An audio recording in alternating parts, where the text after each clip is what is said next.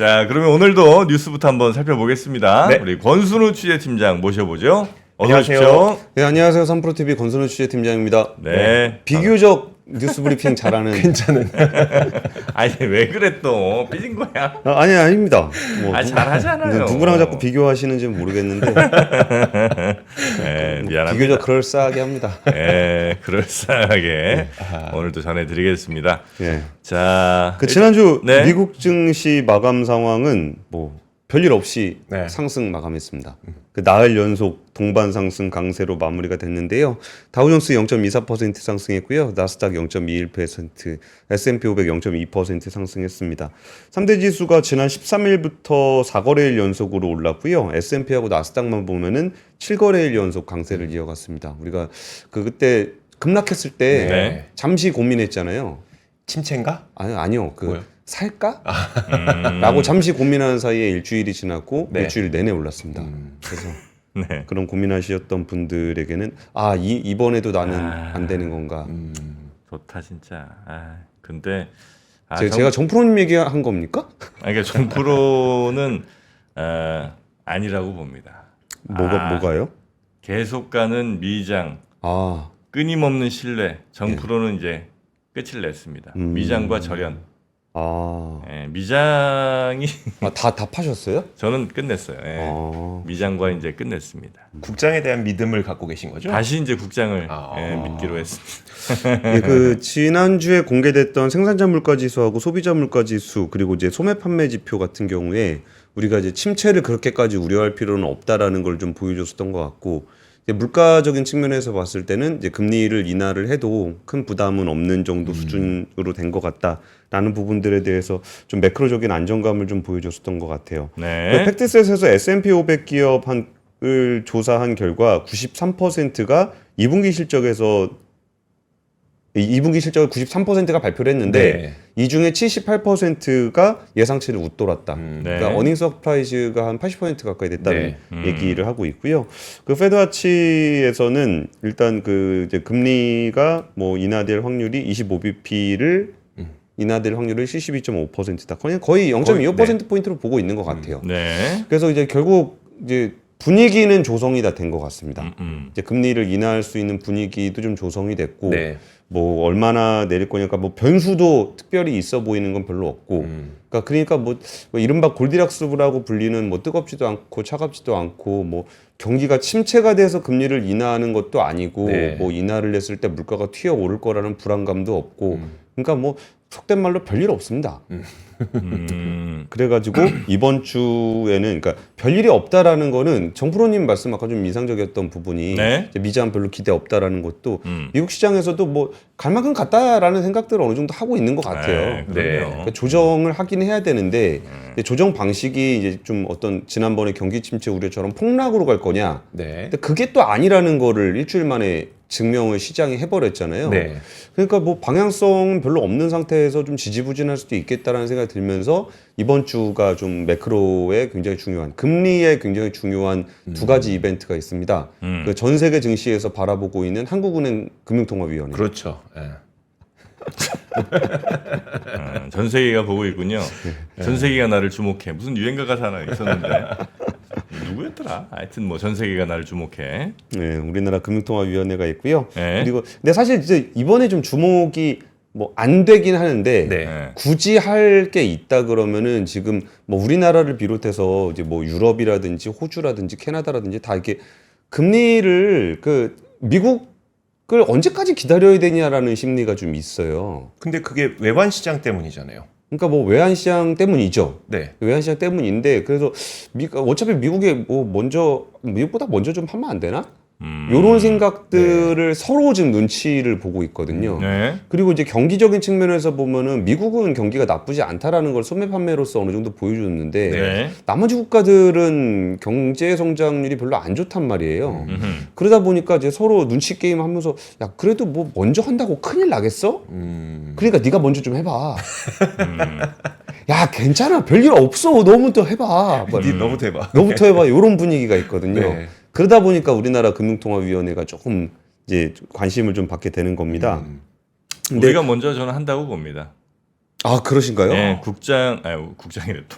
우리나라 금통위가 예. 먼저 금리 인하 선제적으로 한다. 금리 인하를 위한 모든 작업은 다 끝내놨다. 정부로 또 그렇게 봅니다. 근데 이번 주에 나오는데 괜찮으시겠어요? 다 끝냈습니다. 준비를 다 끝냈다고. 저는 이렇게 정프로님이 편하게 말씀하실 수 있는 것도 되게 부럽긴 해요. 네, 어차피 내 이야기엔 무게감 실리지 않으니까요. 네, 끝냈어. 네. 모든 준비는 끝났다. 예, 알겠습니다. 그 뭐 첫 번째 뉴스로 한번 바로 이게 첫 번째 이어가 뉴스가 이거예요. 네. 네. 지금 오늘 이번 주에 금융통화위원회하고 잭슨홀 미팅이 있는데, 네. 그러니까 기준금리 추이를 보면은, 그러니까 우리가 인식하지 못한 상황인데 최장기간 동결 상황입니다. 이전에 저 금리 좀 낮을 때 저금리 기조가 계속 이어졌을 때 제가 한국은행 출입을 했었거든요. 네.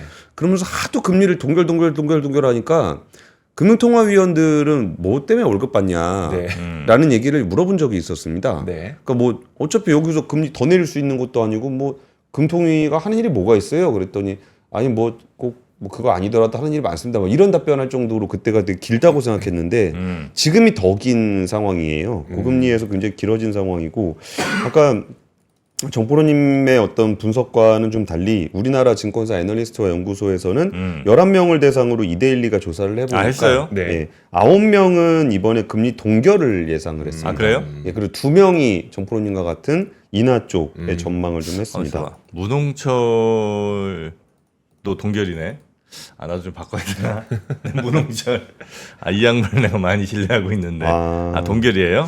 예, 그리고 이제 그 왜 동결할 것이다라고 생각하느냐라고 네. 했을 때 2분기 경제 성장률이 우리나라가 안 좋긴 했는데 네. 1분기에 워낙 좋았습니다. 1분기에 워낙 좋았던 부분들은 약간의 좀 그 PF나 이쪽에서 그 건설 프로젝트가 좀 완공된 측면들이 좀 있어서 네, 네. 그런데다가 저는 이번에 동결 가능성이 좀 높다라고 봤던 거는 요즘에 부동산 가격이 엄청 많이 올랐어요. 많이 올랐죠. 가계 부채가 되게 빠르게 늘고 있습니다. 네. 그리고 이게 좀 진정될 기미가 좀 잘 안 보이는 상황이어서 그러니까 그러니까 금리 인하의 걸림돌이었던 물가는 이제 더 이상 네. 고민 사안은 아닌 것 같아요. 미국이나 뭐 한국이나 이제 물가는 어느 정도 좀 잡히긴 했는데, 그러니까 7월에 물가 상승률이 2.6%로 전월 대비해서 0.2%포인트 오르긴 했습니다. 네. 근데 유가 상승하고 국내에 뭐 비 오고 막 그랬던 부분들 그런 거를 좀 감안을 하면은 물가 때문에 걱정이 되진 않는데 이제 가계 부채라든지 부동산 가격 상승에 대한 부담이 좀 있는 상황이고 네. 네. 반대편에서 굳이 금리를 인하를 해야 되는 이유가 있다면 내수 경기 침체. 요게 조금 심한 상황이에요. 그 네. 수출 경기는 뭐 지금 워낙 좋으니까 별로 걱정할 건 아닌데 내수 회복을 위해서는 금리 인하가 필요하다는 정도의 목소리가 좀 나오고 있습니다. 그러니까 어떻게 되느냐 그 논리를 제가 설명해 드리겠습니다. 네. 만약에 전 국민 25만 원 요게 통과가 됐으면 저는 금리 인하 못 했다고 봅니다. 근데 이게 이제 거부권으로 이제 내려왔잖아요. 네, 그래서 다시 통과되기 어려울 겁니다. 이 상황에서 경기를 살리기 위한 최소한의 정책이 뭐겠느냐? 여기서 이제 통화 정책 그 중에 금리 인하가 나온다. 그리고 이제 부동산 관련해서는 좀 규제 관련된 정책들이 더 나올 겁니다. 이건 이제 정부 사이드에서. 네. 네. 그러면서 이제 부동산은 막대 경기를 살리는 유일한 방법 금리 인하. 저는 그렇게 봅니다. 예, 알겠습니다. 무게감이 전혀 없죠. 여기서 제가 무게 실어드리면 안 될 것 같아가지고. 맞습니다. 예, 어쨌든 잘 기억해 두겠습니다. 근데 네. 그 예전에 그 출입하실 때 그때도 좀 어려웠던 상황은 비슷했던 것 같아요. 그러니까 예를 들어서 부동산 가격은 올라가는데 지금처럼 그 저는 이제 자영업자 폐업률 같은 것들을 좀 눈여겨보고 있기는 하거든요. 네. 좀 반등하고 있어요. 그러면 자영업자분들은 금리를 인하하는 게 좀 그분들을 도와주는 일일 것 같고 요쪽 내수 경기를 죽이지 않기 위해서는 대신 부동산은 올라가면 안 되고 이렇게 좀 엇박자가 날 때 금리 하나로 조절하기 어려울 땐 보통 어떤 식으로 좀 했었어요? 정부로님이 말씀해 주셨잖아요. 그걸로. 네, 정부 정책으로 네. 이제 그 뭐 대출 규제라든지 뭐 그렇지, 이런 그렇지. 쪽을 통해서 그러니까 마이크로 정책, 미시 정책들을 주로 쓰죠. 그러니까 그러면 이제 금융위원회하고 이제 그 한국은행하고 서로 이제 그러니까 서로 눈빛을 교환합니다. 네. 야, 이제 얘기 막아줘. 막아줘. 네.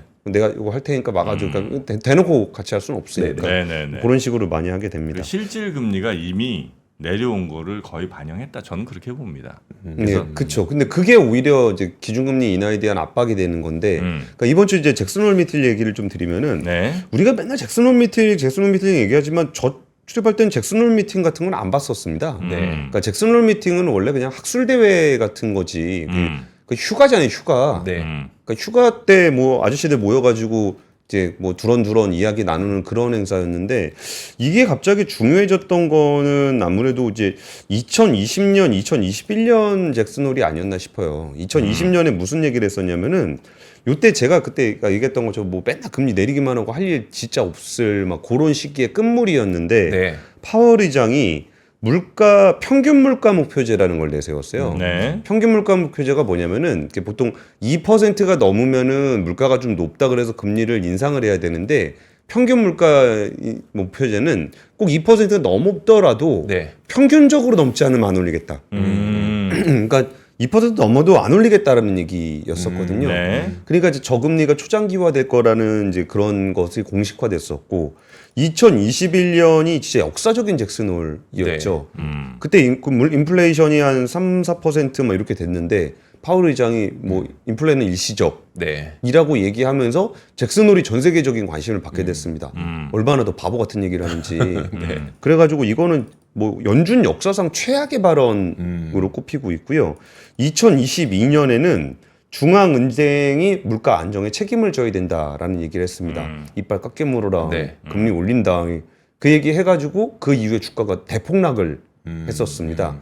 그러다 보니까 이게 좀 잭슨홀이 좀 그 관심을 많이 받게 됐는데 이번 주 전망은 뭐 다른 분들이 전문가분들이 해주셔야 되겠지만 제가 뭐 전문가분들하고 얘기해보거나 기사 찾아보거나 했을 때는 별건 없을 거다. 그러면서 아직 텀이 좀 있잖아요. 9월 네. 9월 FOMC까지. 그러니까 뭐 이런저런 그 실수를 하지 않기 위한 여지를 많이 두지 않겠느냐. 그러니까 뭐 이 말을 하건 저 말을 하건 뭐 특별히 나중에 뭐 책 잡히지 않을 네. 그런 정도 수준이 되지 않을 거 아니냐라는 정도 얘기가 나오고 있습니다. 자, 그렇게 첫 번째 뉴스 네. 전해 주셨고요. 하여튼 금리가 이제 며칠이죠, 이게? 22일. 22일. 네.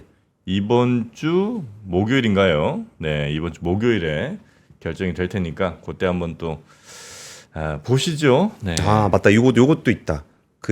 이것 때문에 네. 사람들 채권 엄청 사나 보더라고요. 지금요? 우리 또 이게 채권 사도 이게 한 방짜리는 별로 안 사잖아요.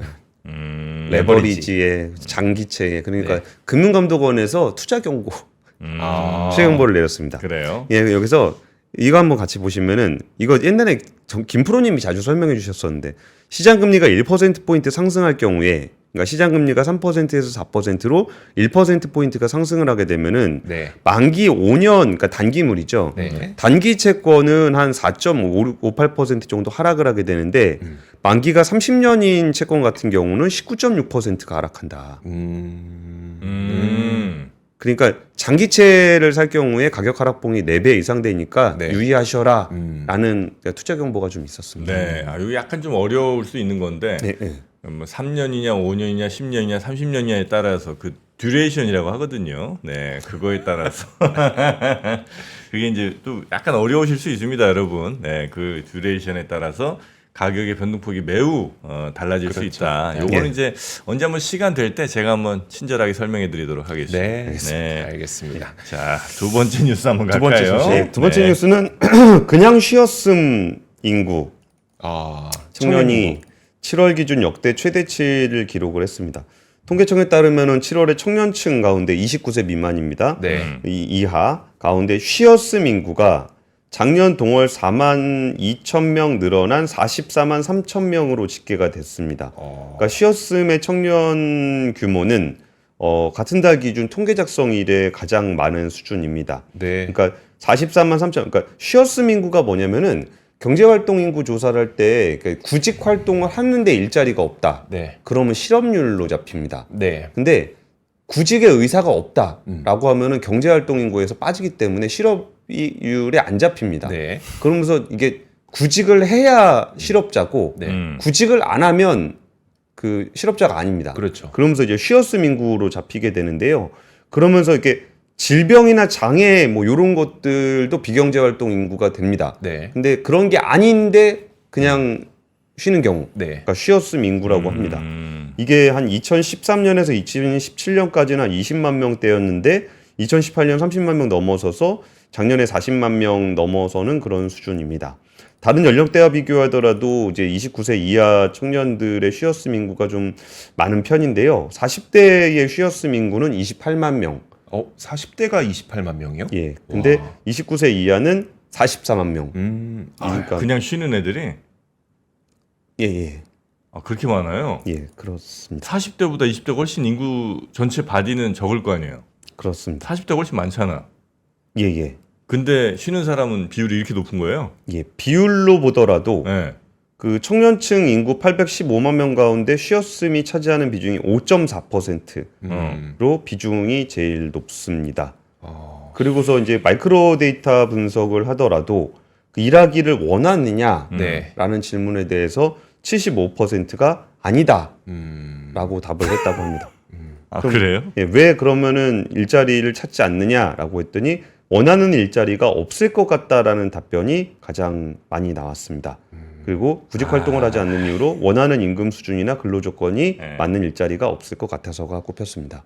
제가 뭐 세상 꼰대 같은 얘기긴 한데 예. 아니, 원하는 일자리가 그렇게 어딨니? 아니 세상에 이왕이면 존댓말로 좀. 어디 있을까요? 예. 아니 그렇게 원하는 대로 어떻게 살아? 원하는 일자리가 없어서 일을 안 한다고요? 예. 원하는 임금 수준이나 근로 조건이 맞는 일자리가 없을 것 같아서.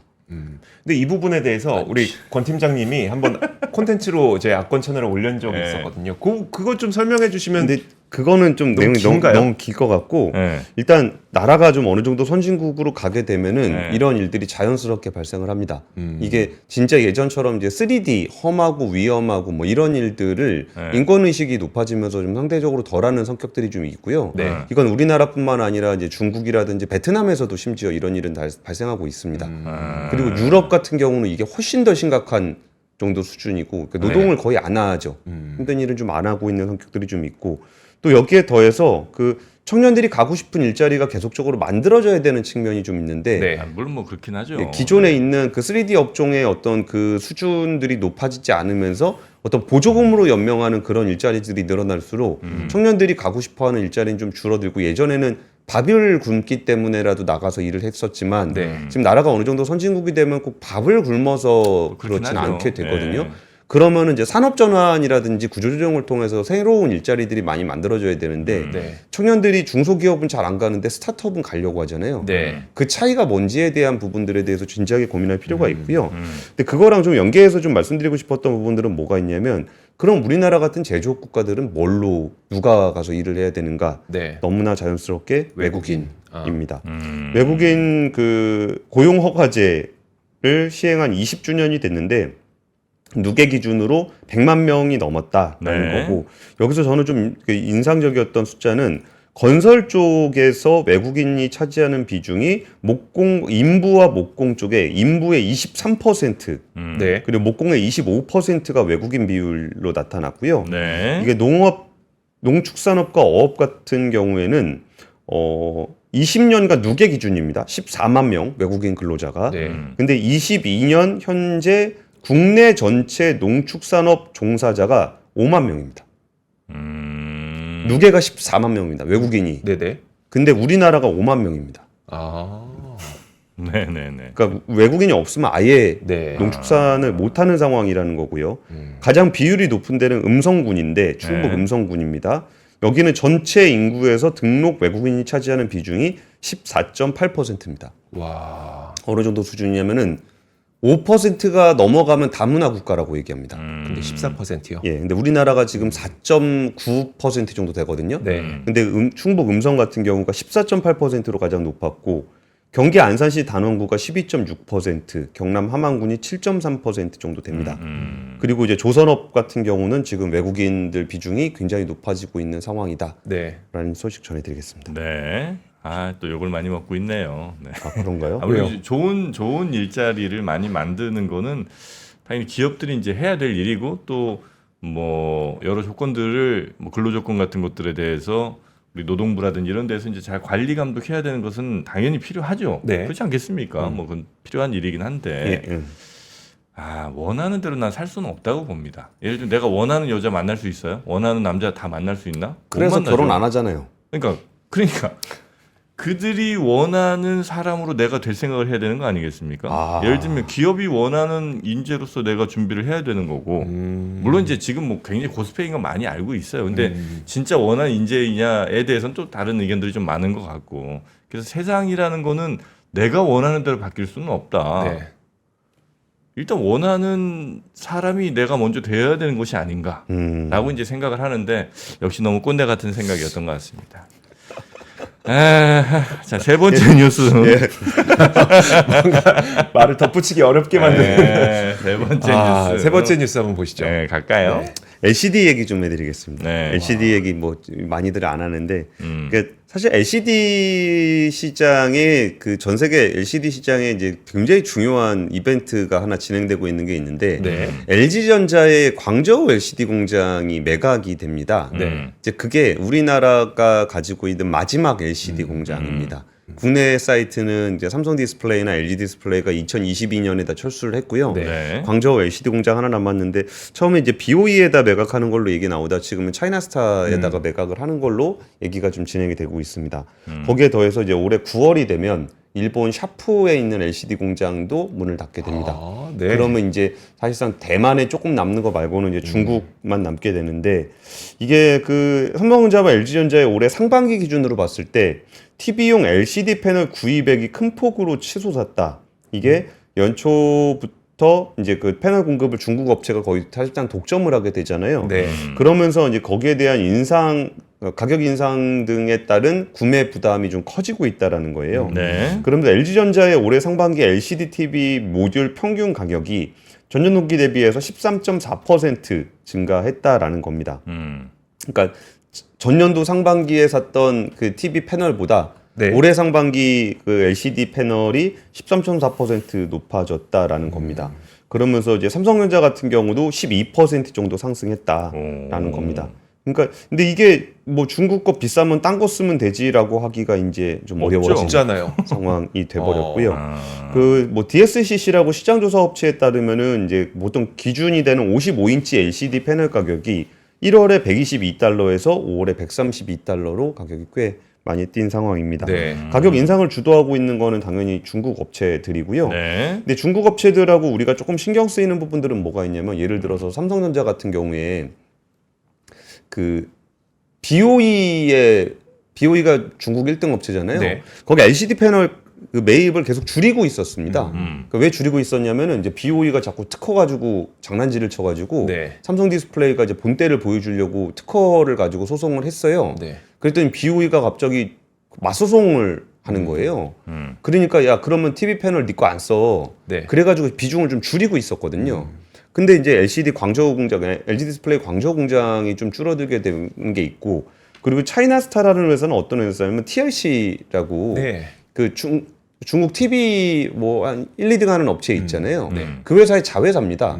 그러니까 미국 시장 같은 데서는 삼성이랑 경쟁사예요. 네. 그러니까 경쟁사의 자회사이다 보니까 조금 좀 찝찝한 게 있잖아요. 그래서 한 지난달인가 그 한종희 부회장을 비롯해서 삼성전자 임원들이 뭐 이렇게 HSK라든지 그 중국의 패널 업체들을 많이 만나러 다녔었어요. 네. 그래서 그러고 있는 와중인데, 그러니까 원래 봤던 BOE 거는 비중을 줄이고 있었고 여기를 늘리자니 경쟁사의 자회사고 네. 그러다 보니 그렇지 않은 회사들을 좀 만나고 있는 그런 상황인데 LCD 패널 가격이 좀 올라가다 보니까 이거 야 쟤네들 장난질 치는 거 아닐까? 일반적인 상황에서는 이게 업체가 한 개는 아니잖아요. 그렇죠. 국가가 하나인 거지. 네. 그러니까 그 국가들에서 업체가 여러 개가 있으면은 경쟁적인 상황이라고 생각하는 게 맞거든요. 네. 네. 근데 이게 중국이잖아요. 그러니까 경쟁처럼 보다는 뭔가 합심해서 중국의 업체들이 다 같이 가격을 올려버리게 되면 우리는 그 LCD 패널 비싸게 받아야 되나? 이런 그런 고민이 되는 거죠. 그러니까 일반적인 국가에서 이게 LCD 업체가 몇 개 있는데 지들끼리 담합을 해서 가격을 올려버린다. 네. 그러면 당연히 그 나라의 공정거래 당국에서 뭐 어떻게 조치를 하겠지라고 생각을 하잖아요. 근데 이제 우리나라가 LCD 패널을 접게 되면 이제 중국 업체들만 남게 됐을 때 중국 업체가 한 군데가 아닌데도 우리는 그 고민을 하게 된다라는 거죠. 그 LCD 패널 야 이거 잘 조달 받을 수 있을까? 네. 근데 그런 의심을 또 하는 이유 중에 하나가 이게 LCD 가격이 이렇게 올라가게 되면은 보통 공장 가동률이 이렇게 올라가거든요. 네. 근데 공장 가동률이 안 올라가요.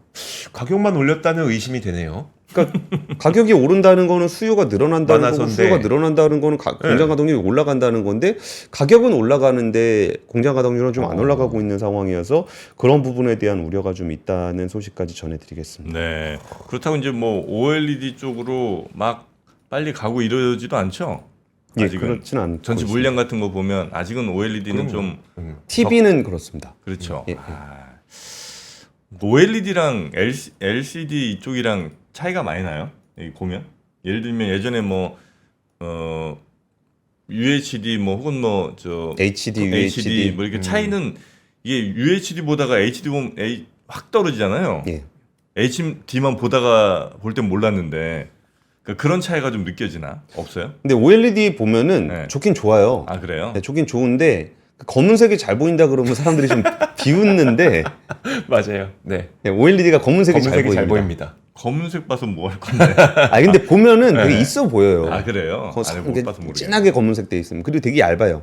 아 되게 얇다. 그치, 예.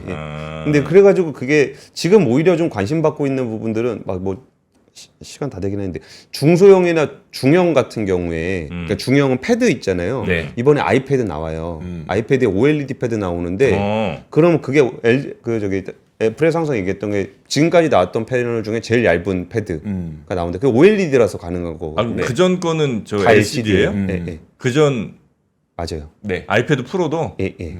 그러니까 처음으로 OLED 나오는 아 겁니다. 그래요? 예. 아나 전 모델인데. 아 나 LCD네. 그리고 OLED가 전력을 덜 씁니다. 네. 그러니까 아이패드에 좀 충전을 좀 드려도 되는 게 있고 그래요? 중소형 같은 경우에는 LTPO라고 용어를 아실 필요는 없는데 네. 똑같은 OLED라도 조금 더 좋은 OLED가 있습니다. 근데 그거는 삼성이랑 LG만 만들거든요. 근데 뭐 BOE는 LTPO는 못 만들어요. 근데 뭐 다음에 나오는 아이폰 17 같은 경우에 LTPO로 다 넘어간다. 그러니까 중형, 소형 이쪽은 우리나라 꽉 잡고 대형도 잡고 있는데 네. 대형도 LG 디스플레이가 거의 뭐 90% 이상 독점하고 그렇죠. 있는 상황이니까 그러니까 OLED 쪽에서의 경쟁력은 문제가 없는데 그러니까 LCD는 사실 뭐 못해서 안 하는 건 아니잖아요. 그렇죠. 네. 그리고 가격이 워낙 이제 저쪽에서 막 공략을 해왔으니까 그냥 버린 거지 뭐. 네. 근데 그게 좀 OLED랑 LCD가 그 좀 비슷한가 보다. 그러니까 왜저 홍삼 같은 경우도 되게 많잖아요.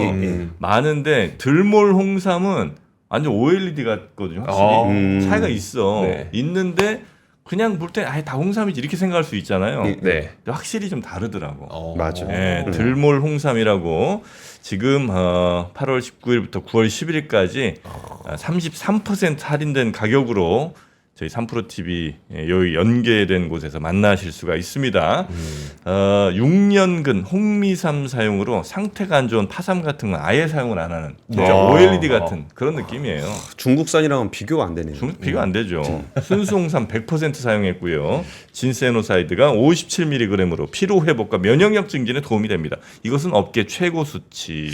저 다른 점 발견했어요. 뭐죠? 1년에 딱 한정적으로 만드신다고. 네. 딱 10,000개만 만드신다고. 장인 정신을 담아서. 맞습니다. 딱 10,000박스 그랬고 그 시리얼 넘버가 있어요. 1번부터 10,000번까지. 어떤 분들은 생각하겠지. 야 3,200번 한 200개 만드는 거 아니냐. 그렇지가 않다는 겁니다. 정확하게 1년에 딱 10,000박스만 생산하기 때문에 네. 여러분이 받은 박스가 10,000개 중에 몇 번째인지를 다 확인할 수 있는 한정 판매 들몰 홍삼 2주치 먼저 드셔보시고 역시 느낌 온다 싶으시면 한 달치 이렇게 따로 드셔도 되고요. 2주치가 대략 한 67,000원 정도 네. 지금 할인된 가격으로 판매를 하니까 지금 빨리 만나보시고 건강해지시기 바라겠습니다. 홍삼업계 OLED 들몰 홍삼과 함께 했습니다. 자, 링크 나가고 있죠? 네, 나가고 있습니다. 많이들 드셔보시기 바라겠습니다. 들몰 길. 도대체 언제부터 빌드업을 하신 건지. 요겁니다. 네. 저 LCD 준비하는 거 알고 계셨어요? LCD요? LCD 뉴스 딱 시작할 때부터 나는 그 생각만 했어. 자, 우리 권순우 팀장님 고생 많으셨고요. 내일 다시 뵐까요? 예, 감사합니다. 감사합니다. 고맙습니다. 박근영, 이선영, 사경인, 염승환 투자 마스터들의 세심한 케어로 건강한 투자 습관을 만드세요. 3프로 멤버십 3프로 앱에서 확인하세요.